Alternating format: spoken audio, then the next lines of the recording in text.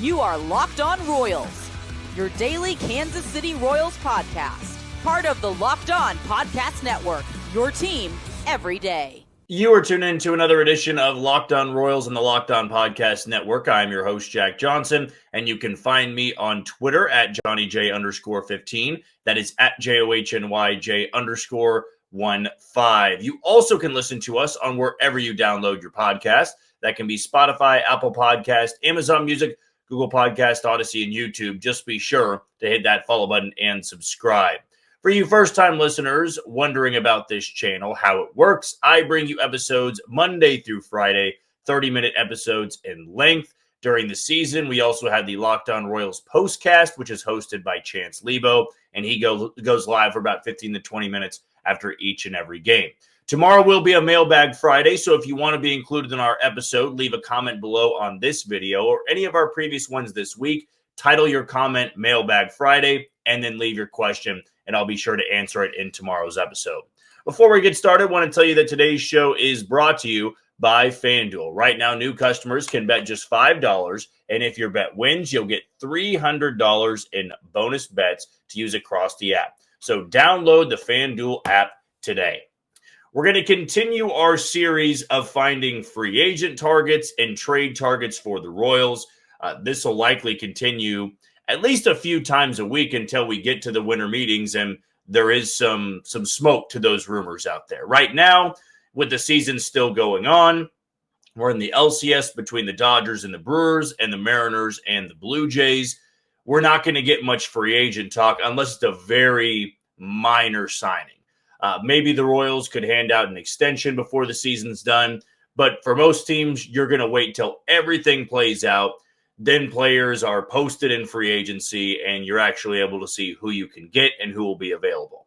But with the trade targets, this is always a little bit more fun for me because I truly believe the Royals are going to go the trade route over the free agent route. Not to say they won't sign anybody in free agency. I believe they will. But for their big fish, their big acquisition, it always seems more likely that the Royals are going to go the trade route. And we've brought up Brendan Donovan, and we'll probably start tailoring more of these topics toward outfielders because at the end of the day, that's what the Royals desperately need. But they can't turn away from acquiring a good player based off where they play unless that's shortstop.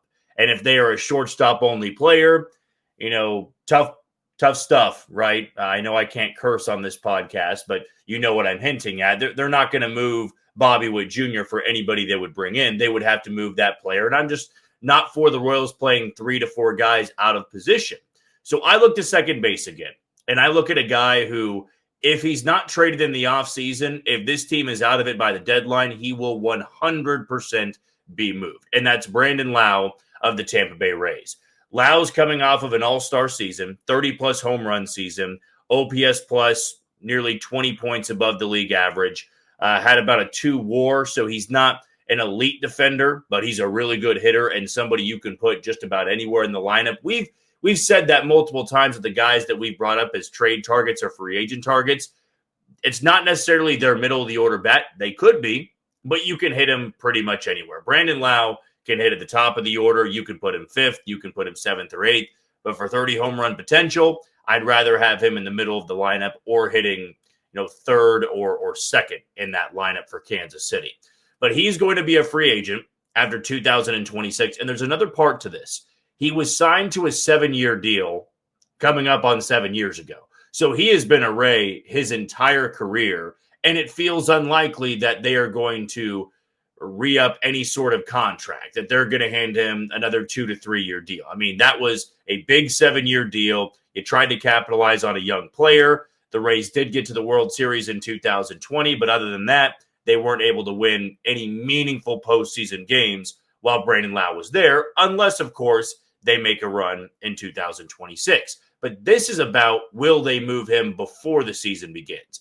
We should all note that they've got new ownership in place. That may play a factor. I don't know if that will mean, we're going to put more of the chips in, we're going to sign more players, or if they're going to continue going about the Tampa Bay Ray way, and keeping these guys and then also just trying to improve in the margins, right? And trying to get better in very small areas of the team, where overall you can still be a very competitive playoff bunch. The Royals, though, need to be aggressive in areas like this. Yes, Brandon Lowe will be a free agent after this season, but who's to say you couldn't acquire him and then give him a 2 to 3 year deal to finish off your infield that can be one of the better infields in all of baseball? I mean, to think that you would have Vinny Pasquantino as your home run threat, and your second home run threat could either be a Brandon Lowe or a Bobby Witt Jr. Now, Bobby's not coming off of a 30 home run season like Brandon Lowe, but to have that type of offensive production from 4 guys in the infield, that can do wonders for the lineup. The pushback would be, we have, as we said this with Brendan Donovan, you have second basemen that are already on the roster. You have Jonathan India, you have Michael Massey, and I could see the Royals saying, we still need an outfielder. And it might be safer for us to bet on Jonathan India staying healthy and performing closer to 2024 than 2025, than cut ties with him and acquire somebody else who's going to be a free agent at the same time as Jonathan India. Maybe this is something where you don't acquire him in the offseason, you don't acquire him at the deadline, and then you can revisit it in the offseason going into 2027. That can absolutely be the plan of attack here. But if you let somebody get to free agency, it's going up against some other teams out there that might want that player more than you. If you are going to be aggressive and acquire somebody in the offseason, you're going to have to understand that you're giving up some high-priced talent. The Tampa Bay Rays are not going to be giving up Brandon Lowe for nothing. I mean, this is somebody that was a key piece to that lineup all of last year and has been a key piece of that lineup for the last 6 to 7 seasons. And I just feel that if the Royals are to target a few of these players in the offseason, even if it did cost them a couple of high-level prospects, if you're acquiring somebody who is a impending free agent, then obviously the price is going to go down a little bit more. The Royals probably do want to acquire someone in this same conversation that does have multiple years of control, which works against this Brandon Lowe type deal. I thought the Royals should have entertained it last offseason when you could have gotten him for a year and a half. I don't know if the Rays were seriously considering moving him, though. And that's what we all need to find out. That's truthfully what it all comes down to. The Royals could have an abundance of guys that they are truthfully interested in, that they really want to go for. They are, all listed in the top 5 of their, wish list prospects or their wish list players. But if those teams are not willing to move a player or there's not a logjam, then you're going to have to bump that player down a little bit. I mean, you could pick up the phone and call Tampa Bay and say, what's the asking price for Brandon Lowe? And they'd say, we're just not wanting to move him in the offseason. We'd rather wait till the deadline to see if we're in it, and then we can make that decision then. There's also the risk with that. If you are a team like Tampa Bay and you have Brandon Lowe coming off a season like this past season where he was an all-star and had 30-plus home runs, you can capitalize on that value. And he's already going to be a free agent. So it's boom or bust year for the Rays and Brandon Lowe. He's going to have to perform to that same level if the Rays are to get close to the postseason again. And that's where front offices and ownership, they always try to take a look at their team and say, is it realistic that even with that production, are we going to be a team that can win the AL East when you have the Blue Jays and the Red Sox and the Yankees? It's possible, and teams are always going to have that hope for their roster all coming together. But there are teams out there that want to have a youth movement. They want to capitalize on good seasons from the previous year. I mean, the Royals are going to have to look into that with a handful of guys they have. I mean, if you went to Tampa Bay and you said Brandon Lowe for Noah Cameron, is that a move that you make? I know a lot of you would say no, because Noah Cameron was coming off a phenomenal rookie season. Pitching is something you can't take for granted, and Brandon Lowe is going to be a free agent. If you move down the list a little bit, Chris Bubich for, Brandon Lowe, is that a move that you would want to make? Many of you would say yes. Many of you would say no. But I do feel when it comes to this position, the Royals are not going to be willing to mortgage a lot because they have guys at those positions. They have guys under contract, and they do believe in those guys. If a deal did start to materialize, though, and there is a real-world possibility that Brandon Lowe could be a Royal, I've always thought he'd be a perfect fit in Kansas City, you do need to entertain it, because that would be one of the better second basemen that you've had in the last decade plus. And there hasn't been great second basemen on this roster many times before. But it was a glaring hole for this team in 2025. I certainly do not want it to be the same problem in 2026.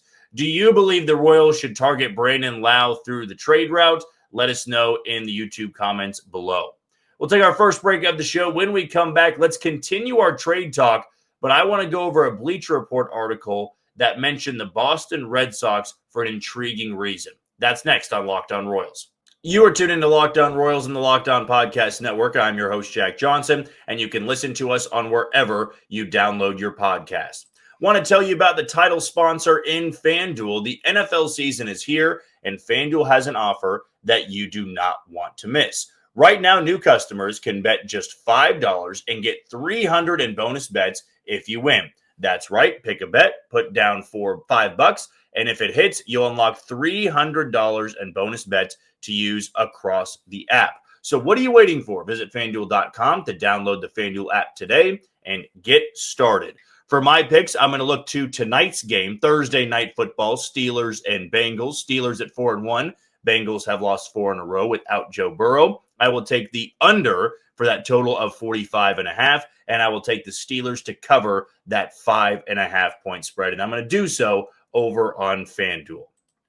Around this time of the offseason, I always try to scavenge through ESPN, Bleacher Report, The Athletic, and find any article that might have something interesting for even just a paragraph. It doesn't have to be an entire article. It can be 10 bold predictions. It can be free agent landing spots. I always love reading those because it gives you something to play with. It gives you something to work with. And this Bleacher Report article I thought was pretty interesting on it was basically a bold predictions list. The title of the article, if anybody wants to go out there and read it, was Early 2025-26 MLB Offseason Predictions for Free Agency, Trades, and More, and it's coming from Kerry Miller. Now, they list 9 options here.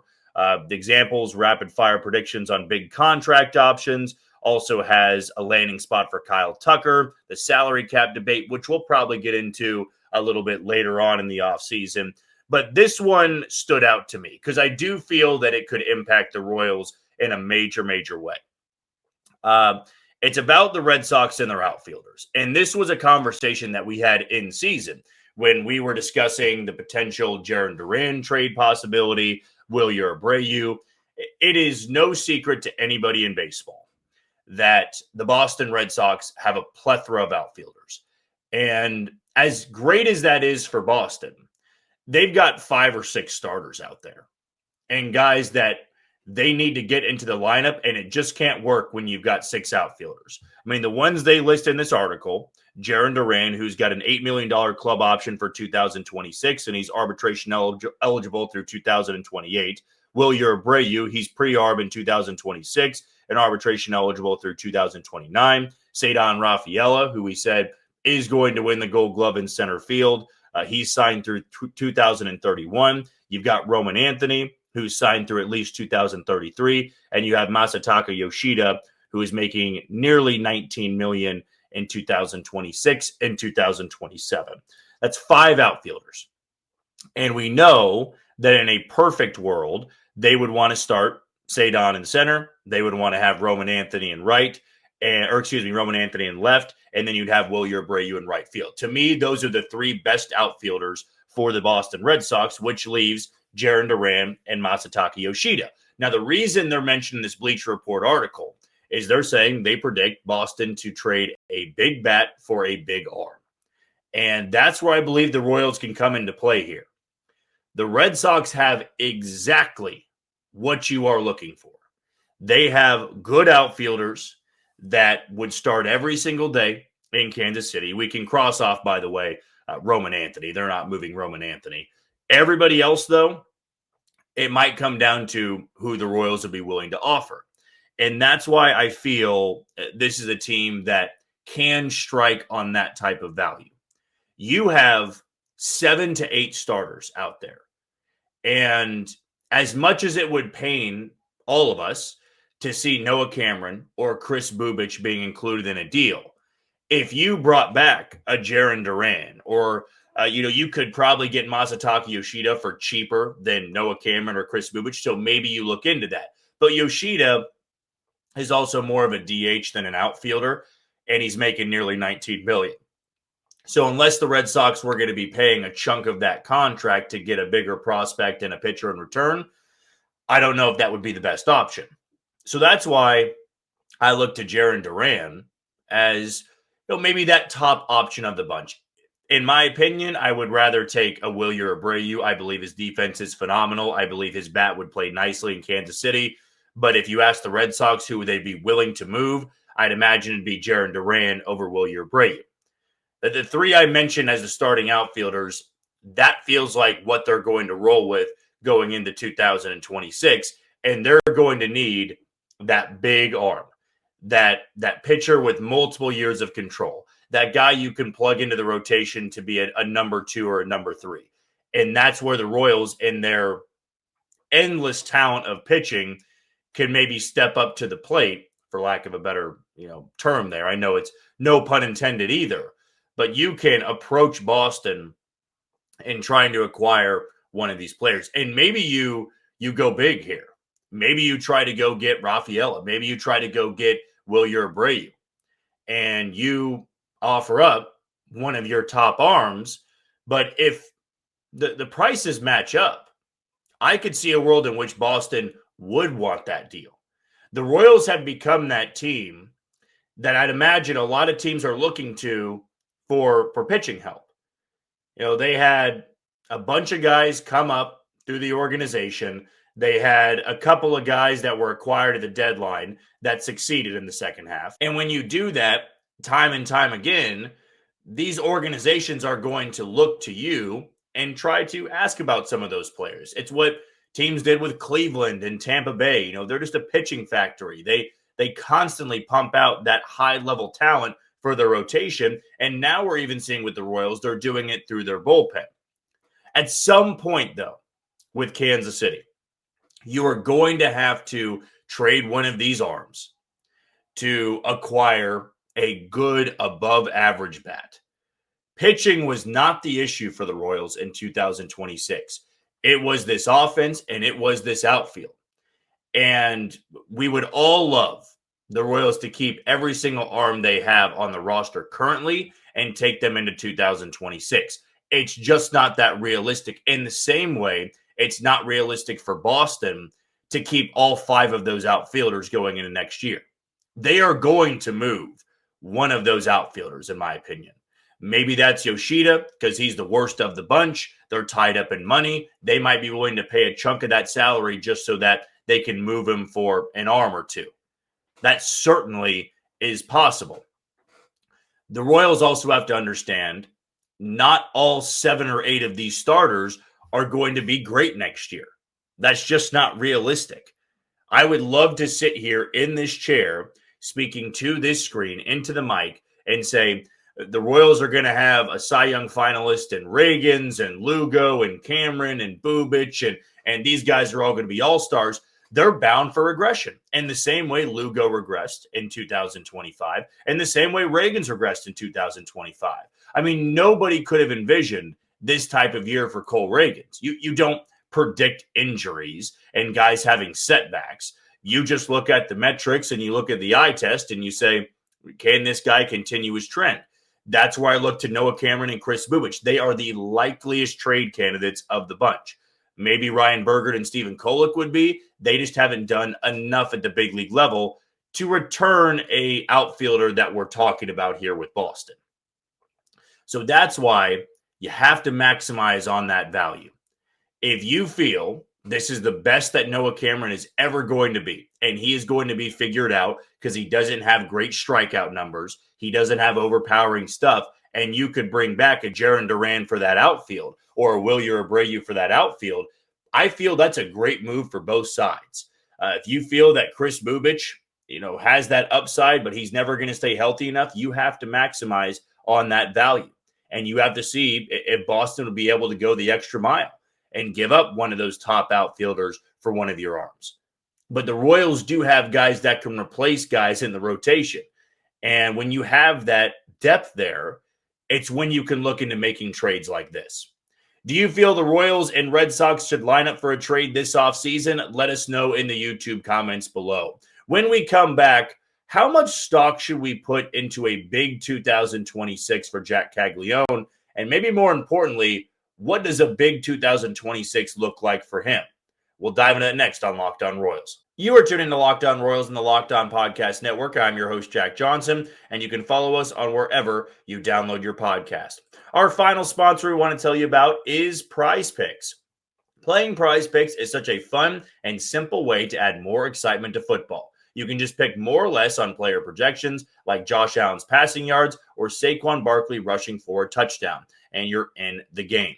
Here's what you need to do. Download the PrizePicks app today and use code LOCKEDONMLB to get $50 instantly, or $50 in lineups after you play that first $5 lineup. That's code LOCKEDONMLB for $50 in lineups after your first $5 lineup. PrizePicks, it is good to be right. A few times this offseason, we are going to revisit player projections for 2026, which guys that we think are going to have breakout seasons. But it's much easier to do that the closer we get to spring training, the more we hear from the organization, beat reporters out there. I have no doubt we'll have a couple of interviews, hopefully with some players and coaches in the offseason. But we got to wait till this season wraps up before we can make any of those firm predictions. And so one guy that we absolutely will be looking into and hopefully could get onto the podcast would be Jac Caglianone.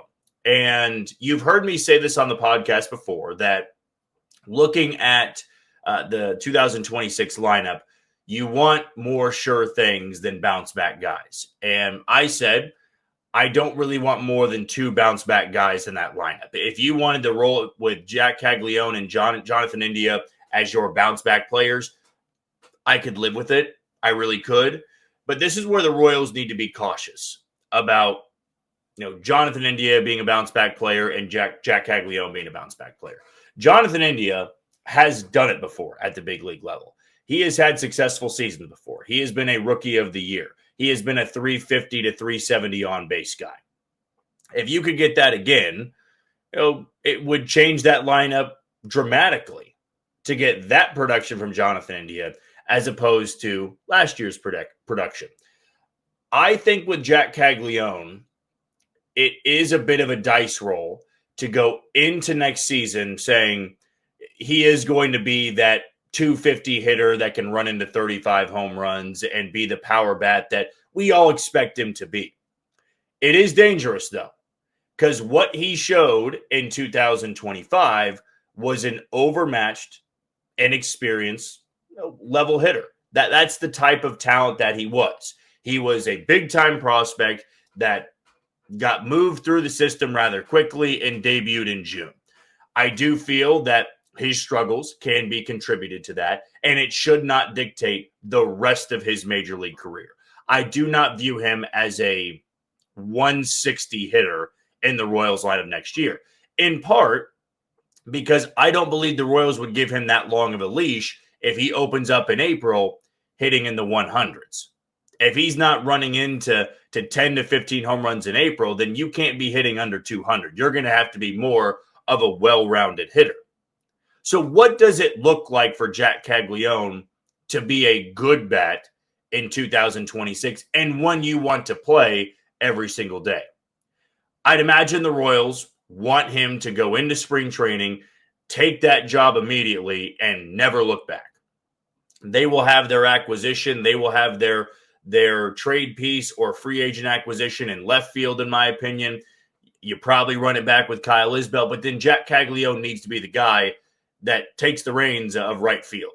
He has to be the guy that improves defensively. The offensive numbers are the most important part to his game. I can live with subpar defense in right field if you hit 35 bombs next year and you're a top 20 power bat in the entire league. I can live with subpar defense because I can also see a world in which they DH him a lot next year.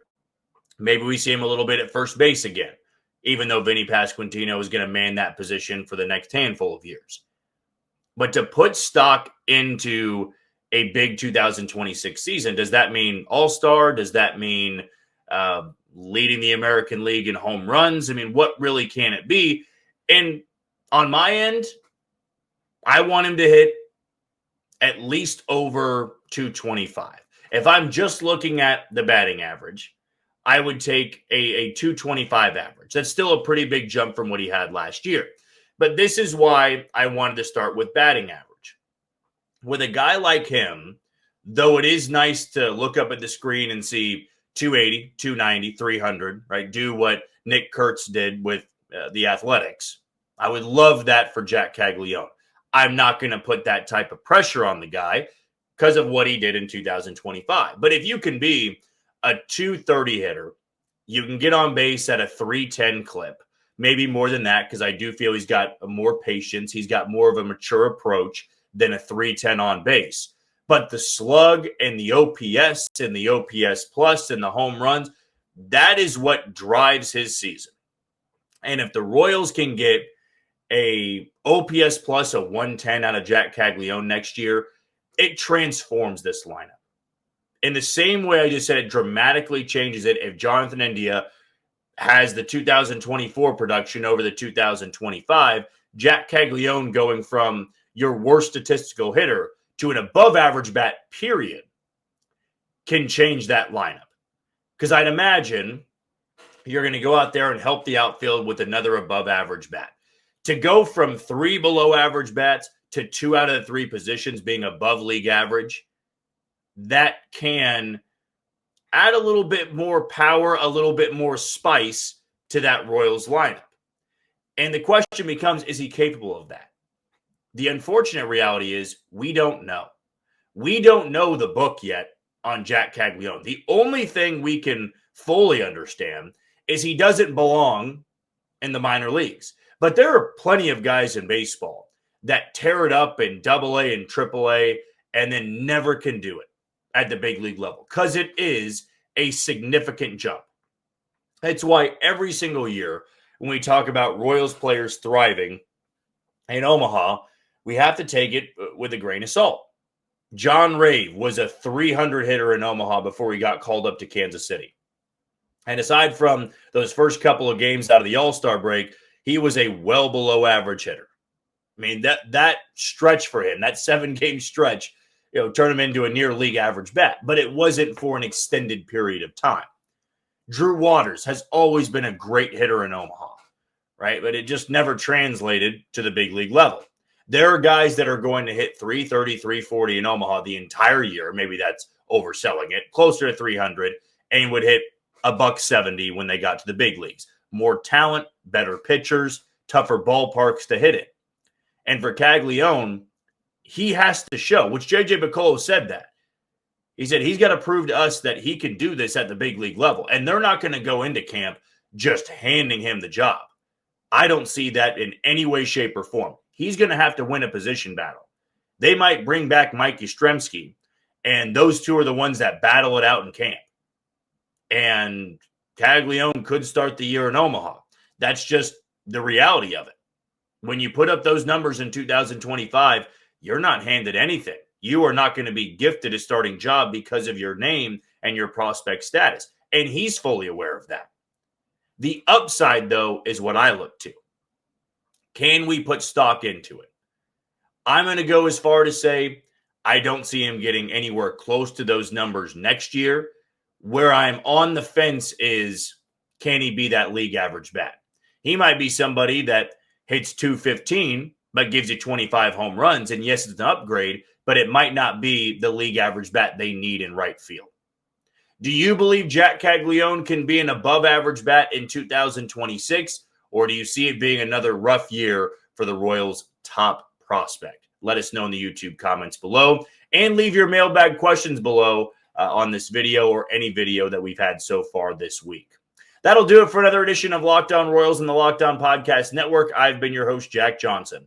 Thank you for making Locked On your first listen every day. For your second, find the all-night Locked On MLB Game Night. Every game, every night, until a World Series champion is crowned. Get local analysis on a national scale and find MLB Game Night on Locked On MLB on YouTube or wherever you listen to your podcast. Tomorrow, it'll be that Mailbag Friday, so get your questions in. But until tomorrow, you take it easy, Kansas City.